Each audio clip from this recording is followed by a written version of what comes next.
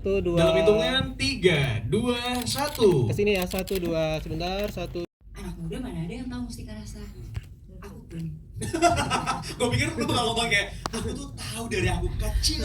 Ternyata tidak. Enggak, aku jujur aku baru tahu juga tentang Mustika Rasa lewat film ini gitu. Jadi ya itu sih harapanku besar untuk para penonton nanti yang nonton film Rahasia Rasa mendapatkan experience yang sama dengan aku gitu tentang apa sih ini sebenarnya Mustika Rasa gitu. Selain itu yang direct Mas Hanung, siapa yang nggak mau sih? Ini pertama kali proyekku sama Mas Hanung di film, ya. Wow. Dan anak muda jago juga sama Kak Arsa. Dan juga sama semua cast di sini, sama Jerome, sama Cio, sama Mayati, ini pertama kali juga. Jadi itu sih menarik sekali. Dapat keluarga baru di sini ya. Iya. Oke. Tapi dirimu sendiri sebagai seorang Nadia itu doyan makan kah? Sangat. Oh, oke. Gue pikir menghela nafas dia akan jawab tidak, ternyata sangat suka makan. Sangat suka makan tapi saya tidak bisa masak. Oh, nggak apa-apa, yang penting makannya aja kan. Iya, tapi itu yang menjadi challenge juga mungkin buat aku karena di sini kan memang karakterku Tika kebetulan dia itu memang bukan chef yang bukan profesional gitu, tapi dia memang punya dia membantu mbahnya yaitu Mbah Wongso yang punya rumah makan terkenal di desa yang dimana emang setiap hari itu aku masak gitu. Jadi kalau misalnya tiap hari masak kan nggak mungkin yang motongnya kayak tek gitu kan, itu nggak mungkin kan, walaupun mungkin nggak tekniknya sebenar Jerome dan Cio, tapi pasti itu udah sangat terbiasa gitu loh. Dan itu yang akhirnya dibantu sama Mas Greg juga. Kita ada workshop juga ya, kurang lebih 3 minggu. 2 atau 3 minggu. Wow, lama loh, lumayan ya. Lumayan, dan itu juga hampir setiap hari. Selain itu juga aku harus berlatih karena ini aku di sini pakai dialek Jawa juga kan. Wah. Iya. Double dong belajar ya. Betul, dan ada juga belajar motor. Naik motor. Oh, wow. Oh, triple ya, baik. Iya, kebetulan aku nggak bisa naik motor teman-teman, dan di sini aku harus bisa bawa motor, kopling, dan harus jago gitu kan. Dan akamsi, ya betul. Dan harus bonceng Jerome dengan medan yang cukup terjal. Oke. Jadi itu yang lebih deg-degan daripada motong-motongnya sih jujurnya. Oh. Tapi sebenarnya Jero lebih deg-degan karena dia harus acting untuk berusaha untuk enggak aman kok, gue baik-baik aja kok gitu. Betul. Bonceng sama lu yang baru belajar. Oh. Iya. Gitu sih. Oke, nanti kita lihatlah ketika Jerome seperti apa ketika ada di momen itu. Kita akan sama-sama melihat wajahnya dia, bagaimana menahan ketakutan itu ya. Oke, menarik. Oke, terima kasih. Aku jawabnya spoiler nih. Gini, memang terlihat di trailer ada adegan action aku berantem sama Jerome. Tapi kan berantemnya kenapa kita nggak tahu ya. Belum tentu aku yang jahat, coba tahu dia yang jahat. No. Pokoknya intinya karakterku ini tanpa aku ngomong spoiler atau apa ya, karakterku tuh sangat ambisius. Yang tadi aku udah jelasin, aku sama Jerome lumayan bersaing secara karir dan segala macam, dan ada yang lain juga. Silahkan ditonton aja Mbak, karena kalau aku ngomong bubar spoiler semua. Tahan dulu Mbak, sampai dulu Mas Sarah, tunggu tanggal 20 Februari 2025 ya. Terima kasih. Selanjutnya ke Ibu Yati, mohon izin. Mbak, mungkin zaman dulu orang punya rambut putih repot mesti dicat ya. Saat saya mulai putih, saya disyukuri aja, dan akhirnya buat saya ini rambut duit. Rambut berkah gitu aja sih. Jadi kalau soal peran, karena saya pemain, saya harus bisa menjalankan, dan itu kembali kepada bagaimana direkturnya. Bukan karena saya, tapi direkturnya yang mengarahkan saya. Saya kan wayang, tapi bukan wayang yang cuma yes man juga sih. Diajak diskusi apa sih karakternya, kan harusnya gitu. Itu Mbak. Kayaknya kalau Ibu Yati tuh nggak perlu healing kayaknya, emang udah damai aja itu bawaannya. Terima kasih Bu Yati. Selanjutnya mungkin boleh, kenapa nih menggunakan akhirnya basicnya gitu ya, selalu adatnya Jawa gitu, nggak pakai adat dari daerah lain, ibaratnya seperti itu ya? Iya. Oke. Adi mau bantu, silakan. Mas Adi boleh. Mungkin kalau dari trailernya itu cuma setting Mbak ya. Saya nggak pengen spoiler sih. Tapi untuk urusan gastronomi dan kuliner Nusantara ini insya Allah bukan settingnya nggak akan Jawa aja. Ya, saya cuma kasih info itu. Itu udah tahu. Karena akan ada adegan yang shotnya tuh diambil seperti ini. Oh, Jadi kita harus latihan gitu. Seru banget sih, aku jadi apa? Banyak belajar skill-skill baru. Nah, bagus tuh. Sekarang pertanyaan berikutnya. Udah bisa masak apa aja? Banyak ya. Banyak. Sebutkan 3 jenis makanan yang bisa dimasak sama seorang Jerome Kurnia. Mie kuah, mie goreng nggak ada. Emosi sih dengernya. Sorry, itu adalah kemampuan dasar anak kosan ya? Ada yang lain mungkin? Nggak sebetulnya, tapi aku emang suka masak sih. Oh gitu? Cuman mungkin tekniknya nggak punya. Jadi lebih menjadi apa, home cook aja yang masak di rumah gitu. Oh, tapi mungkin ngeluarin menu baru di restorannya mungkin ya? Ntar buka dulu restorannya. Amin, amin, kita doain ya. Oke, Jerome, merankan karakter sebagai Reza atau Rosso. Ya, Seperti apa nih karakternya, mungkin mau ceritakan sedikit? Reza itu dia adalah seorang chef. Dia salah satu chef terbaik di Indonesia. Indonesia versi Rahasia Rasa. Dan dia tuh sangat ambisius dan dia ingin menjadi yang terbaik pokoknya dalam bidangnya. Dan ketika dia sedang menjalani proses untuk menjadi yang terbaik, terkena satu musibah. Musibah itu dia kehilangan indera pengecapnya. Dan itu sangat mengganggu, bukan mengganggu lagi, tapi dia nggak bisa meraih impiannya lagi. Nah dari situ dia kesal, dia marah, terjadi trauma besar lah di situ. Dan dia memutuskan untuk menyembuhkan dirinya. Itu justru balik ke masa lalunya. Nah, ketika dia balik ke masa lalu, ternyata dia ketemu dengan beberapa orang yang dia sudah lama tidak temui, yang belum tuntas lah cerita dia dengan orang-orang itu, dan dari situ berangkat lagi bersama-sama. Kalau kata Raja Manau belum closure ya? Belum closure, benar. Closure. Banyak ternyata. Iya, susah kalau belum closure. Oke, tapi kan dirimu juga memerankan banyak sekali karakter, udah macam-macam dari berbagai macam film, dari villain pernah, tokoh keagamaan juga pernah gitu ya. Untuk film yang satu ini sendiri, ada nggak sih satu pesan moral yang akhirnya bisa kamu ambil dari karakter dirimu dan akhirnya kamu pikir kayak, okay, this is a good thing and I will take it as my life for now? Banyak banget, tapi satu yang paling stand up buat aku yang aku pelajarin dari karakter Reza atau Rosso ini, kalau kacang jangan lupa kulitnya. Wow. Jadi dia selalu harus balik gitu. Karena pasti itulah yang membentuk kita, itu adalah yang kita percaya. Sama kayak aku balik lagi selalu ke Mas Hanung. Karena aku paling nyaman bekerja dengan Mas Hanung. Aku paling aku paham lah, beliau mentor aku gitu. Oh, iya. Di momen ini saya tuh kayak rumah gitu ya. Jadi pulangnya ke rumah lagi gitu ya. Ya. Pulang ke rumah, ke dapur. Masak lagi. Dapur film. Bagus. Sebuah trik yang sangat cantik sekali. Sebagai anak muda yang jago, kamu langsung mengatakan dapur film di situ. Itu juga salah satu trik yang cantik sekali. Tepuk tangan buat Jerome. Aku mau beralih ke sebelahnya, Nadia. Sio, ini karakter Alex. Yes. Boleh diceritain sedikit. Ini karakternya seperti apa sih? Oke, so pertama-tama terima kasih udah datang ke sini teman-teman. Alex, karakterku namanya Alex. Dia seorang chef. Bisa dibilang partnernya Jerome ya. Kita temenan mungkin dari culinary school sama Chef Reza. Kita berdua nih sangat ambisius. Kita bersaing banget. Jerome, Chef Reza mau stand out. Alex pun pengen stand out juga, pengen lebih baik. Jadi sebenarnya bisa dibilang kita temenan yang sudah lama, mungkin temenan dekat juga, tapi rivalitasnya sangat tinggi. Di dapur pun seperti itu. Jadi di dalam dan di luar dapur tuh juga sama, ada rivalitas di situ ya? Kayaknya kalau di luar dapur kelihatannya temenan ya. Oh temenan di luar dapur, I don't know. Ya ditonton aja nanti rahasia rasa. Pinter juga triknya ya di sini ya. Bikin penasaran orang-orang. Oke, tapi gimana rasanya untuk mendalaman karakter dirimu sebagai seorang chef? Pastinya kan nggak gampang ya? No. Sama apa sih? Dirimu beneran belajar masak kah? Yes, but teknisnya sangat tidak mudah buat aku. Aku agak malu sih, I'm half Italian tapi I don't cook. Bisa sih kayak masak pasta tapi ya nggak enak. Tapi pastanya nggak di belah dua dong. Oh no. As an Italian, no, it's a huge no. Itu no.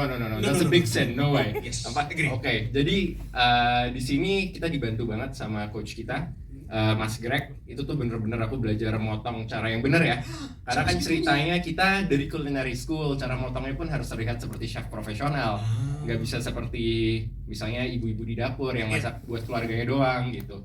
Itu tuh bener-bener proses, dan juga selain motong-motong masak, yang lumayan challenging buat aku itu plating ya. Karena ternyata plating makanan, apalagi kalau yang fine dining gitu tuh nggak sesimpel itu.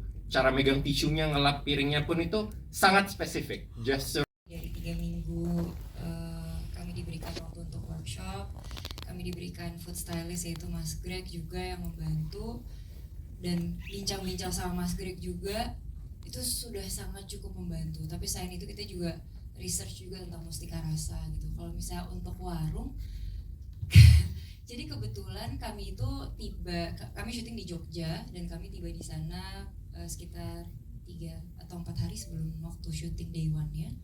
Jadi memang aku juga sempat mendatangi set kami gitu di Kaliurang ya. Set kami di Kaliurang untuk set warung makan Mbah Wongsonya. Jadi memang udah kesana, udah ngelihat istilahnya kalau misalnya kita memang kehidupannya setiap hari di situ kan kita juga udah harus tahu ya bumbu ini di mana gitu. Dari situ sih, dan juga ngobrol banyak sama Nayati, sayangan kita semua yang lebih paham juga tentang masakan Indonesia, dan ngobrol sama Mas Hanung juga. Itu sih dari aku.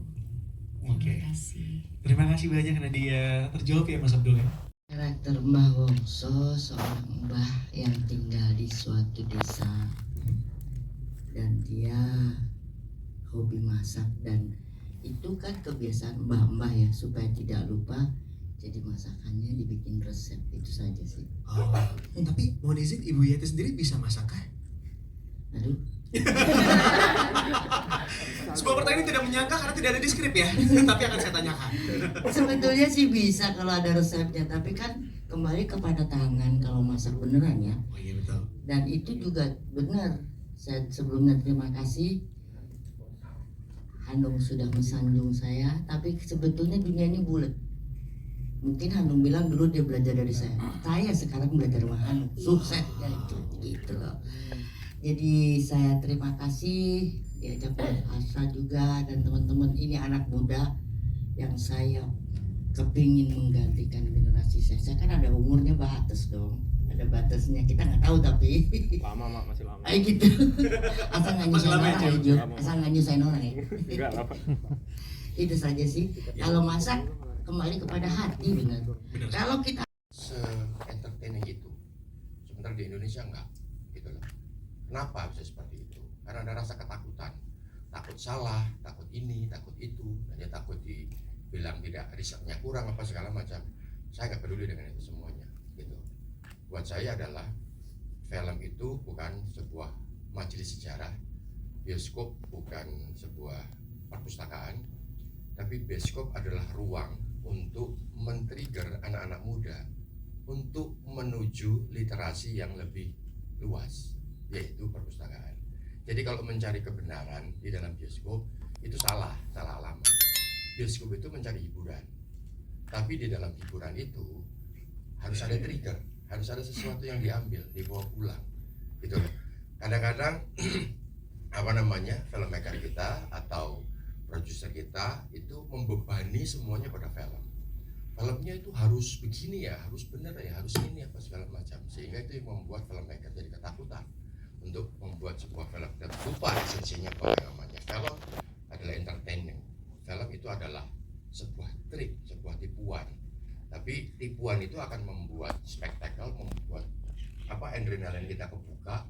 Akhirnya terus kemudian muncul rasa penasaran. Apa benar sih yang dibuat ini? Akhirnya mereka datang ke perpustakaan, mereka membuka buku. Itu poinnya kalau saya, gitu loh.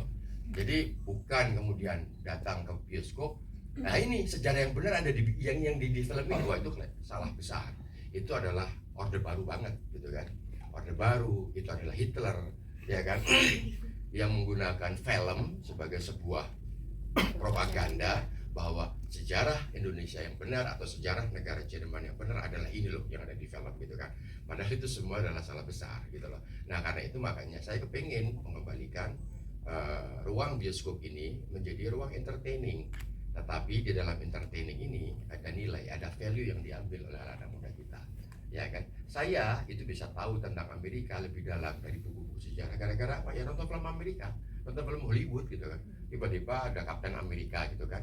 Apa iya sih ada Kapten Amerika? Saya jadi merisau, gitu kan, gitu. Terus ada film apa namanya Abraham Lincoln gitu kan, dibuat vampire. Itu kan sinting gitu loh. Presidennya, founding fathernya Amerika dibuat apa namanya vampire. Coba bayangin, Presiden Soekarno dibuat vampire. Marah semua nggak kita?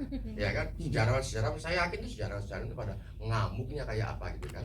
Ya kan? Tapi Amerika bisa melakukan itu gitu kan. Dan dari film itu anak-anak muda kita jadi kepengen tahu tentang Abraham Lincoln. Emang iya Abraham Lincoln memang vampire. Jadi buka kan sejarah-sejarah Abraham. Tapi kalau kita tayangin film kita, tokoh-tokoh sejarah kita tuh dari seperti guru-guru SD, SMP kita mengajar sejarah, ya kan?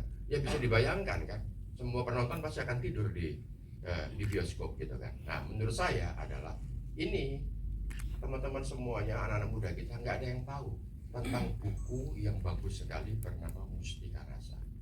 Bagaimana Presiden Soekarno pada saat itu mengumpulkan budayawan di seluruh Indonesia untuk mengumpulkan resep masakan dari Sabang sampai Merauke. Anak muda nggak ada yang tahu, itu loh. Jadi saya kepingin melawan dominasi culture masakan dari luar yang di Indonesia. Topoki, ya kan? Topoki itu lebih keren sekarang dibandingkan dengan pempek, dibandingkan dengan gudeg, dibandingkan dengan mangut lele. Mangut lele itu nggak keren sekarang, gudeg nggak keren, pempek nggak keren, brongkos nggak keren, yang keren adalah topoki. Sebenarnya saya mendirikan perusahaan anak muda jago ini tujuan utamanya adalah bukan untuk mencari uang atau mencari keuntungan. Jadi lebih banyak, jadi di sini saya ingin memberikan ruang sebebas-bebasnya dan saya akan mendukung penuh teman-teman sinias muda tanah air ataupun sinias tanah air, baik yang senior maupun yang muda. Tentunya untuk berkreasi sebebas-bebasnya. Jadi kita ingin memberikan penonton-penonton Indonesia experience yang berbeda. Jadi tujuan utamanya bukan untuk mencari uang, tapi untuk memberikan experience yang berbeda untuk penonton-penonton yang ada di Indonesia. Jadi mungkin filmnya juga bukan seperti kita selalu ingin mencari konsep yang fresh untuk film-film yang akan ditonton oleh penonton-penonton di Indonesia. Wow, menarik sih. Berarti buka kesempatan sebenarnya untuk anak-anak muda. Yang ketiga adalah gospel. Gospel itu kan gereja, artinya misi itu, artinya konten dari si kerajaan itu. Jadi bagi Amerika, film adalah gospel di era modern. Jadi memberikan pemikiran-pemikiran Amerika, culture Amerika, biar orang seluruh dunia itu berpikir seperti orang Amerika. Kalian makan, kalian orang-orang di luar Amerika, kalian harus makan sebagaimana kami makan. Artinya apa? Artinya ada ekspansi budaya toh. Nah, kita kadang-kadang lupa bahwa film itu harus berisi tentang itu. Film itu adalah medium yang sangat efektif untuk membrainwash penonton. Ya kan, karena itu makanya harus diisi oleh orang-orang yang punya concern secara moral serta concern secara kreatif, gitu kan.